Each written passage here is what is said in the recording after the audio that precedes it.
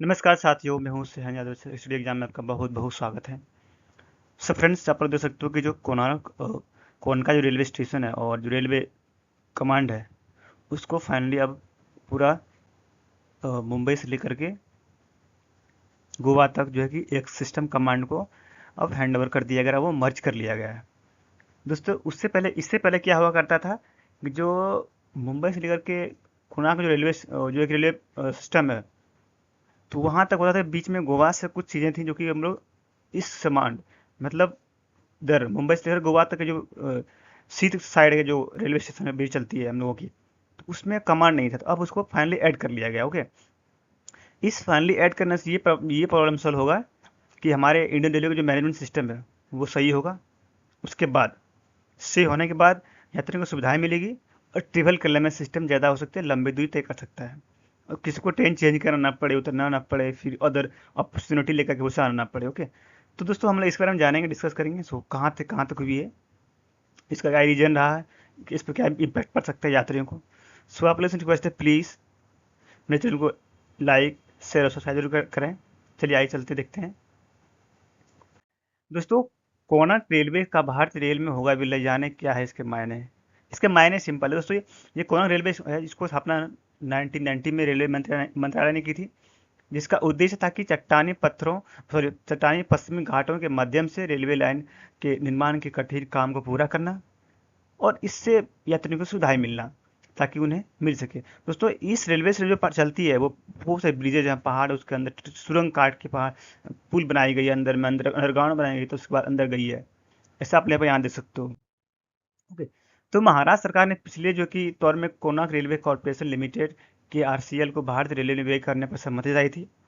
इसमें गोवा है, कर्नाटक और केरल पहले से मंजूरी दी गई थी। अब महाराष्ट्र की इस फैसले से भारत में एक सबसे बड़ी खूबसूरत है कि राजनीतिक रूप से महत्वपूर्ण रेलवे लाइनों में एक कोणार्क रेलवे बड़े राष्ट्रीय नेटवर्क में पूरी तरह से एकीकृत करने का रास्ता साफ हो गया है। दोस्तों, ये एक बड़े नेटवर्क जो हमारे इंडिया में रेलवे सबसे बड़ी, वर्ल्ड में सबसे बड़ी नेटवर्क है, तो इसको कंट्रोल करना, इसको एक मर्ज करना, ये सब सबसे बहुत बड़ी बात होगी। इससे ये होगा कि हमारे रेलवे मैनेजमेंट में सुविधाएं अच्छी रहेंगी और यात्रियों की प्रॉब्लम बहुत ही कम होंगी। दोस्तों, ये कौन सी रेलवे है, या ये अस्तित्व में कब आई थी? 1990 में रेलवे मंत्रालय ने की थी। इसका उद्देश्य चट्टानी पश्चिमी घाटों के रेलवे लाइनों के निर्माण के कठिन कार्य को पूरा करना। जनवरी से 1998 में आधिकारिक तौर पर परिचालन शुरू करने वाली इस परियोजना का उद्देश्य महाराष्ट्र में रोहा, गोवा, कर्नाटक में मंगलुरु और तट केरलम को जोड़ना था। इसके अलावा परियोजना का उद्देश्य ये भी था कि जो कोनक तट पर जो यात्री जो कि आते हैं और जो सामान आवाजाही के लिए ढोते हैं, से अपने से माल लाते हैं, तो उसके लिए भी जरूरी था।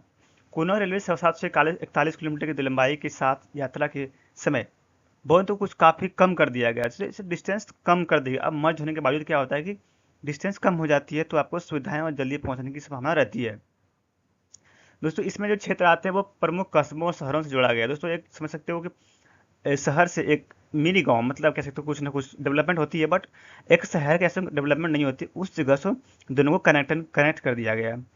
जो ज्वाइंट वेटर के रूप में गठन किया गया के सी आर सी एल को, इसमें भारत सरकार की 51% की हिस्सेदारी, महाराष्ट्र सरकार की 22%, कर्नाटक की 15% और गोवा की 6 से 6% जिम्मेदारी थी। लेकिन अब जो 1990 में जैसा कि शुरुआत में चालू किया गया था, उस समय जो प्रमुख मांग रहा उसमें के आर सी एल के हमेशा भारतीय रेलवे से अलग अलग यूनिट के रूप में मौजूद रहा, कि उनका एक कनेक्शन नहीं था इंडिया से, तो वो अलग एक कंपनी के तौर पर वो काम कर रही है ताकि उन्हें सुविधाएं मिले, वो अपने एक पर्टिकुलर एरिया को वो कवर करे, वहाँ की जिम्मेदारी को उठा सके, सारी चीज़ें काम कर सके। लेकिन अब मर्ज होने के बाद ये होगा कि अब जिम्मेदारी गवर्नमेंट की बढ़ेगी। जितना इंडियन रेलवे है वो सारे अपने अपने ईस्टर्न वेस्टर्न जितने भी कमांडर हैं, रेलवे कमांडर, उसको लेकर के वो काम करेगी। ओके, सो आप लोग यहाँ देख सकते हो कि जो रेलवे अब फाइनली हरी झंडी मिल गई है। अब मर्ज होने का काम स्टार्ट हो गया है। इसके बाद जाने उसमें फ़ायदा क्या होगा, यात्रियों को प्रॉब्लम क्या होगी और फ़ायदा भी क्या होगी। दोस्तों, आप ये मैप पहले देख सकते हो कि यहाँ से मुंबई से वेस्टर्न घाट इस रेलवे को, जो गोवा थी, कुंडल, गोवा, जीएसटी, रोहन, वीर, खेत, चिलपुंग, रतनगढ़ी, रजनपुरी, कुंडला, यहाँ पर ये दोस्तों इसको यहाँ से मर्ज किया, ये मेन ये था। यहाँ से लेकर के अब यहाँ तक पूरे पूरे रीजन में आएगी, पूरी मर्ज कर दी गई है। तो अब ये गवर्नमेंट ऑफ कर्नाटका और महाराष्ट्र, गोवा, ये सब गवर्नमेंट ने मिलकर इसको फाइनल, केरला गवर्नमेंट ने मंजूरी दे दी गई है। अब इस रेलवे को फाइनली कनेक्ट कर लिया गया है। ओके दोस्तों, यात्री इसका इफेक्ट क्या होगा, यात्री पर असर क्या पड़ेगा? इसमें अब बोर्ड ने के पाले में आ गई है, अब रेलवे बोर्ड में आ गई है। इसमें बहुत सारी अच्छी प्रशासनिक सुविधाएं मिलेंगी, वित्त सुविधाएं मिलेंगी, और बेसिकली सुविधाएं ये मिलेंगी कि इसमें प्रॉब्लम नहीं होंगी कि उन्हें ऑनलाइन सिस्टम तैयार करने में, ऑनलाइन मैनेजमेंट करने में, टिकट तैयार करने में प्रॉब्लम नहीं होगी। स्टार्टिंग में प्रॉब्लम हो सकती है, बट कुछ टाइम नहीं हो सकती, क्योंकि आप पर नेटवर्क की प्रॉब्लम हमेशा रहती है, थोड़ी बहुत रहती है। तो अब मुझे लगता है कि काम होना अच्छी होंगी। हालांकि इसमें जो कि बताया जा रहा है कि परिचालन क्षेत्रों और सेवा अनुबंधों के फिर से तैयार करना शामिल है, और इससे वास्तविकता आने में कुछ महीने लग सकती है। हालांकि ऐसा होने पर यात्रियों को अपग्रेड बुनियादी ढांचे, ट्रेनों की बेहतर स्थिति, बेहतर सुरक्षा उपाय, भारतीय रेलवे के अन्य मार्गों के साथ बढ़ी हुई कनेक्टिविटी से लाभ मिलने की सुविधा संभावना है। इन सब चीज़ों पर रेलवे काम करेंगी और उसको यात्रियों को सुविधाएं मिल सकती है। So thank you so much. तो आज के लिए इतना ही।